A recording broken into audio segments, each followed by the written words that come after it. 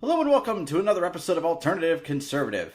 I know this episode's taken a while to get out and, well, it's a ranty kind of episode. Well, unfortunately, bills and rent are a thing. So the mainstream press really went on the full offensive, didn't they? I mean, first PewDiePie, then Milo Yiannopoulos. Granted, every YouTuber on the planet has already dissected the crap out of these two quote-unquote scandals, but there's one thing no one's really touched on. The attacks themselves. The thing they used against PewDiePie was a few cherry-picked edgy jokes. Now, think about this for a second.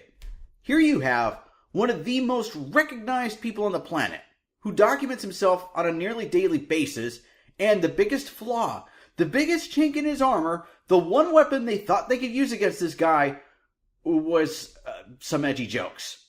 Over a period of, 7 months?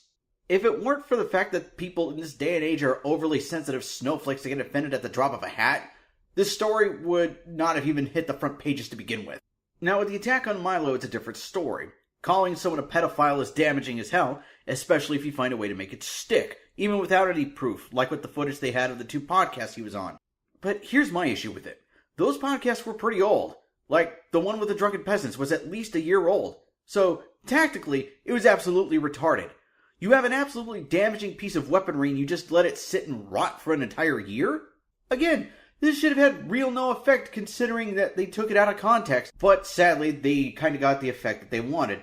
Milo caved, resigned from Breitbart, and his book deal got canceled. But he decided to make his own brand, and other publishers are scrambling to get him to sign deals with them, so silver linings, I guess. So really, all it did was just show that the mainstream press is just nothing but a group of incompetent hacks. Especially when a clip like this comes out from CNN. He could have undermined the messaging so much that he can actually control exactly what people think, and that is our job. It's like they're not even trying anymore. Like this article written by a moron. Hating Comic Sans is ableist. Just let that sink in for a minute. Hating a font makes you hate disabled people. I swear I lost some IQ points after reading that article, as long as it is. I'll give you the short version of it, though.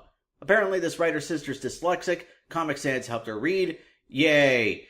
And apparently she's getting offended because people like to make fun of Comic Sans. Jeez, just get off your crosses, build a bridge, and get over it, will you? But at least taking the effort to actually write and do something productive is one step more than what these lazy idiots are doing.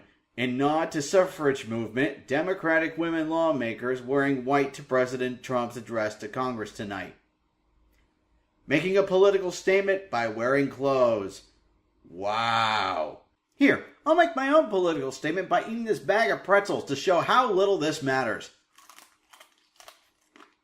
I don't care what anybody says. World's Gold's pretzels are good.